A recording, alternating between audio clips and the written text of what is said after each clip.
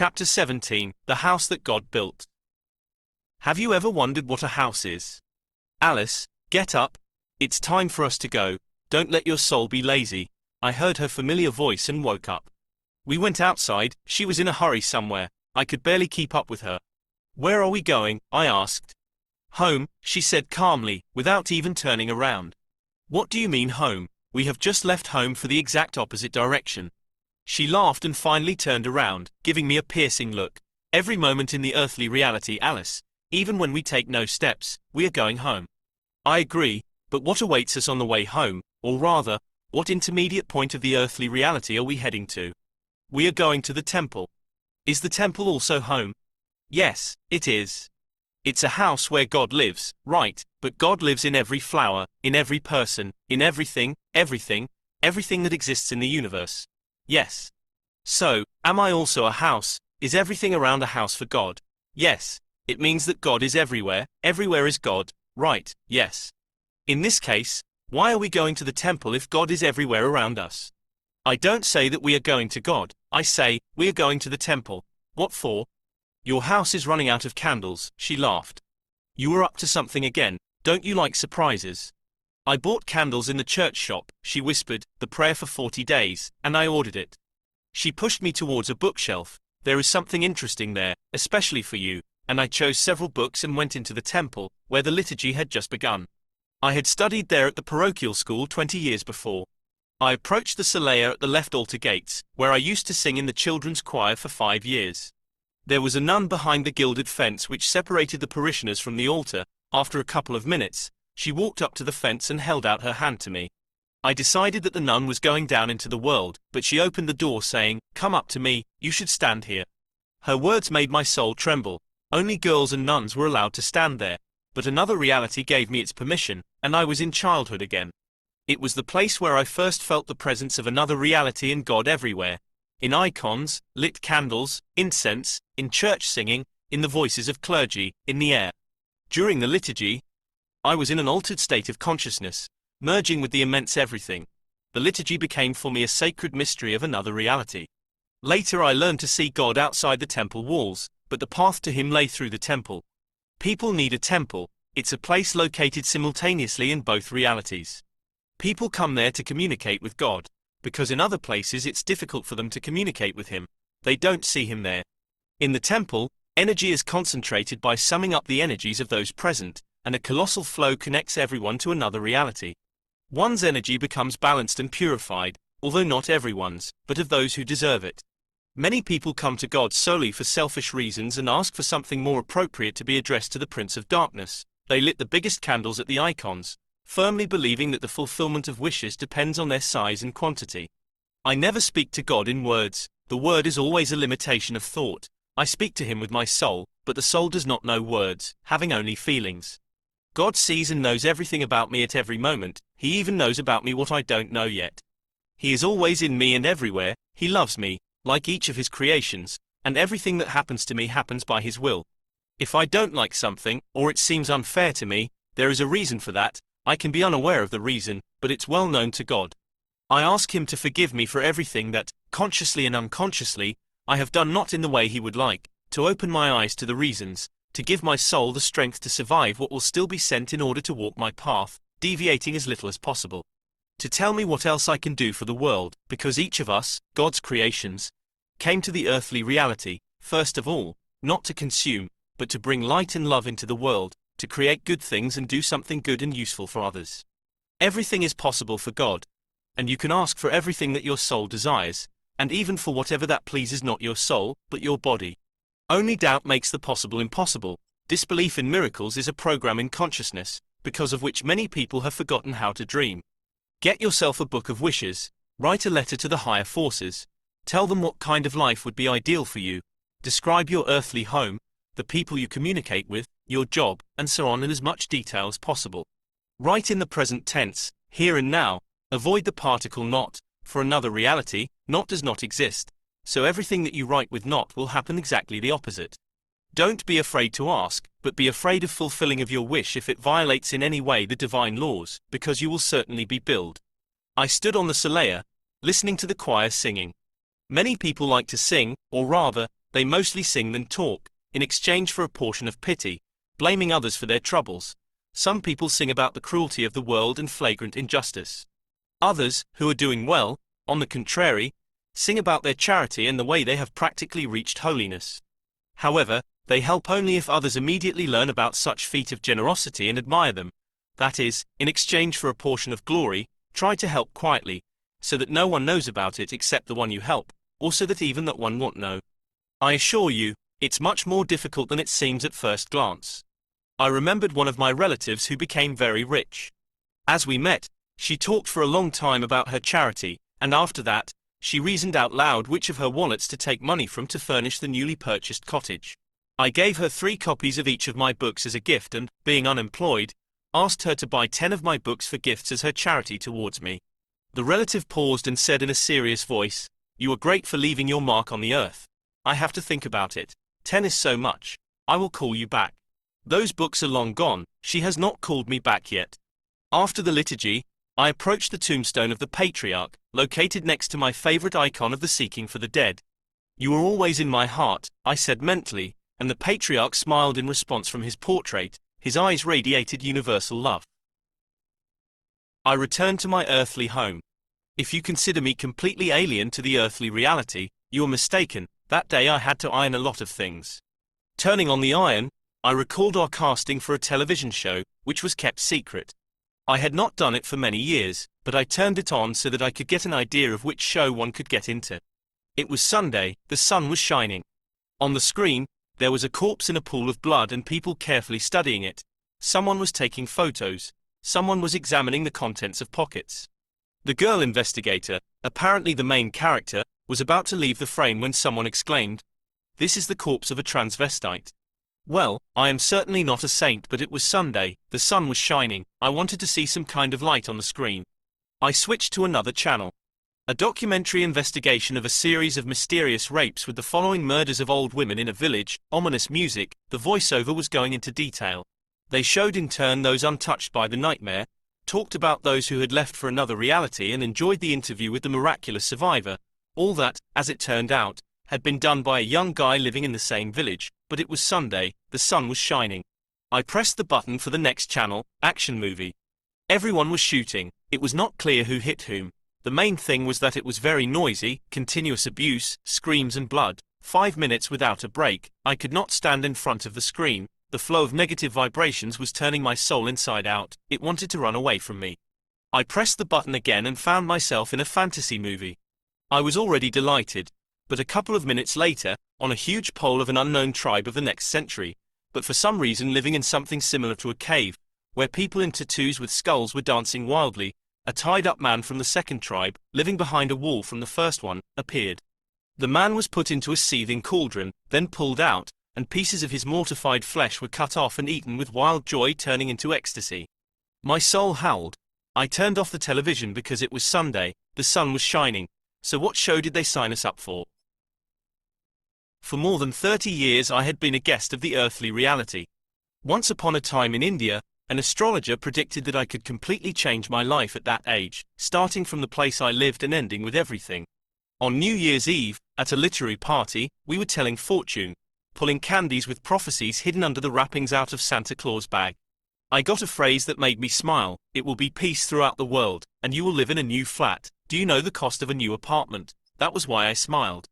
However, after several months, I dreamed myself coming to a large and practically new flat. The interior decoration had just been completed. I looked around. The ceilings were high, the walls were bright, the hallway was spacious. The strange arrangement of the rooms even pleased me.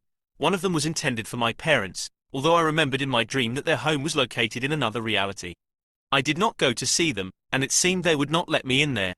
Their room smelled cold. I knew it was flooded with moonlight, but I did not feel any fear or other negative emotions. Meanwhile, I felt the next room as my own and entered it. It was very bright and completely empty, a large window with a balcony, behind which there was the light. The walls were of a light color.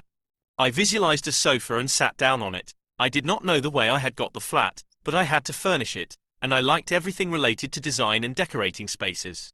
I thought I would put up bookcases there and take away books from the category of literature useful for the soul. I imagined shelves and mentally placed them on the opposite wall. The shelves were light too. Then I filled the room with the few things dear to me. I did not like to clutter the space with earthly things. I was about to make a list of items to purchase, but the alarm clock rang. I had to return to Earth. Perhaps the flat in that dream was my life. The parents' room, the black part of it, was left in the past. I was entering the second room. It should be full of light. I was going to take there only the most important things from my past. A month later, I saw an equally strange dream. I was offered to buy a house. I never understood why the owners were leaving.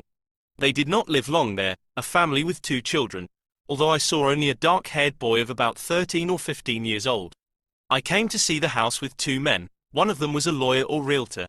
The reddish-brown wooden front door opened directly onto the street. I could not make out the inscription of white letters located in a semicircle above the house number. Perhaps it was in a foreign language. They opened the door, and I got inside. There were many rooms with expensive furniture. In general, I liked the interior design. The boy told me about each room. Opening the next door, I found myself in the bathroom with a shower stall only, albeit an overly sophisticated one. The bathroom is next, the boy said with a smile. Indeed, the bathroom was located further, and more further I found a swimming pool. Wow, I can swim right at home now. One of the rooms opened onto a terrace in the courtyard, flooded with light. The floor was made of wooden planks. I saw also a round white table and white chairs in the French style. There was something like a sun canopy on the roof, the same white, but not so long to cover the entire terrace. I will put pots of flowers here, and something to lie on and read a book, I thought. We started discussing the details. The agreement had already been prepared. How much does it cost? I asked. €1.5 million only, but you may pay it in parts as long as you like. I was horrified by what had been said, remembering in the dream my salary, which was not enough even to save money for a rainy day. I began to think frantically, what else I had, besides my salary, a small flat on the outskirts of the city and an old cottage in the middle of nowhere. So do you agree? I looked at the man next to me, but I could not see him at all. The realtor or lawyer handed the contract to me for signature, but I put the documents aside, saying that I wanted to read them in a calm atmosphere. At the same time, I knew that the house already belonged to me, at least in another reality. My earthly guard, the alarm clock, rang as usual under the pillow. I hastily returned to Earth, forgetting to pull the docs out of my dream. That evening, I opened my email as usual in the hope that, having remembered me, the man who was not showed himself in my reality, I had gifted him my book, and we did not see each other anymore. It seemed like an eternity had passed, and I still could not understand why it was difficult for him to write me at least a couple of words or just call me to ask an absolutely non-binding, purely earthly question, "How are you?" He knew perfectly well how glad I was for rare communication and how lonely I felt. I loved him without reasons, with unconditional love, feeling something close in him, and I wanted him to be somewhere nearby, in letters, calls and meetings, as a person who simply is. But the mailbox reported as usual that it had received 0.0 of new letters. I decided to write to the man who was not, sharing my latest news about the Ram film, the casting, the trip to the city of Am, where I had been settled in the cemetery, and so on. I wrote for a long time, but as it turned out, to nowhere. I pressed the send button, and the mail froze. No matter what I did, the letter remained not sent, and finally it disappeared. There was no point in rewriting it again. The man who was not did not read my letters. What if Maria was right, and he did not exist in the earthly reality? Was he sent by the forces of darkness to push me to leave the earth failing the life exam? Was he the black shadow that the teacher spoke to me about? I glanced briefly at the breaking news on the internet. All social and political news could be divided into 2 categories. Someone kissed someone, and someone's tail was stepped on. After that everyone began discussing whether it had happened by accident or done on purpose, and if on purpose, for what purpose. Another kind of news was about the transition of a famous person into another reality. That person might have been already forgotten by everyone, but suddenly reminded the world of his former existence, and immediately, out of nowhere, numerous friends of the deceased used to appear. They recalled him only on that day, which happened once a year, or even less often, but after his death they wanted to get a moment of glory and tell about the departed one that he did not want to tell anyone in the earthly reality for some reason. Someone mysteriously hinted at the existence of an unofficial reason for leaving, and the death began overgrowing with legends, the more the better. A magnificent farewell with the erection of a luxurious monument followed, because it was customary. Anyhow, the memory of a person clearly remained in another place, not in a cemetery. I felt sad about such news, and there was almost no other news there, so one day I stopped reading the news, and life became easier. Moreover, everything that happened, is happening and will happen is in the information field around us. I assure you, there is much more news there, and not distorting reality. Instead of reading the news, it's better to remember your friends and loved ones and communicate with them before they're leaving for another reality. I was just about to close the internet, when in one of the announcements I noticed a photo of a man whom I had often seen lately as a portrait on the walls of almost all executive offices, but had never seen in the original. The man looked directly at me from the monitor and even somehow questioning. I wanted to talk to him. I did not know his phone number or email address, but I took a pen and wrote in my notebook the following. Hello, I know almost nothing about you, just like you know about me, but I wanted to talk to you. You will ask who I am, but I still don't know the answer to this question, despite the fact that I came to Earth more than 30 years ago. I know that life in the earthly reality is too short to play any games in it and not to be ourselves. I am absolutely apolitical, but I am embodied in the country that you lead. This country is like a large and beautiful garden.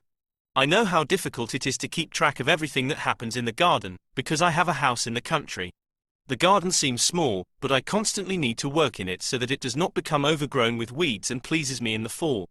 I often think, it's so difficult to be God, because God's house is much larger than my country house in any country. The entire universe is his house with the garden, and God must watch and hear everything that happens every moment in every corner, and make sure that his garden does not become overgrown and does not cease bearing fruit. I feel like a guest in this world. People compare me to a nun, call me a spellcaster, because I write poetry in the spirit of the Silver Age spellcasters. If you want, I will give you my books when we meet. I invite you to my house. I have few things, but many mysteries, to tell the truth. I don't have your portrait on the wall, but I think you don't have mine yet either. In my flat, icons from holy places and my own paintings about another reality live on the walls. I painted them after the Ram seminar. You might be interested in meeting her. Each of us comes to Earth to do something good and bright. I want to be useful to people and leave my mark before I return home to God. You are very busy, having a little less to do than God, but still I want to talk to you about poetry. What is garden without birds? They say that in the past good poems were published at the expense of publishing houses, literary parties were held free, poets were valued and people knew them. Today there are many worthy poets, being representatives of another reality. They have no money, but are forced to publish works at their own expense, organize literary parties for friends and relatives, paying for the rent of the hall. It's almost impossible to bring one's creativity to people in our large country without money. The same people who have a lot of money, as a rule, don't have the unique gift of real poets, and it's painful to realize how many talented works and their creators will sink into oblivion, while they could form part of the cultural heritage for everyone who lives now and will live after us. I want to help talented people, but I don't know how. Perhaps we will come up with something together, because by helping them, we will help our garden not to become overgrown with weeds, and it will certainly bring us worthy fruits in the fall. Anyhow, I sincerely wish you to walk your path, doing good and bringing light into the big and beautiful house that God built. I signed the letter, pulled out the sheet of paper and from the notebook, folded them in the shape of a bird, opened the window and released them into heavens. I knew that someday it would definitely find its addressee.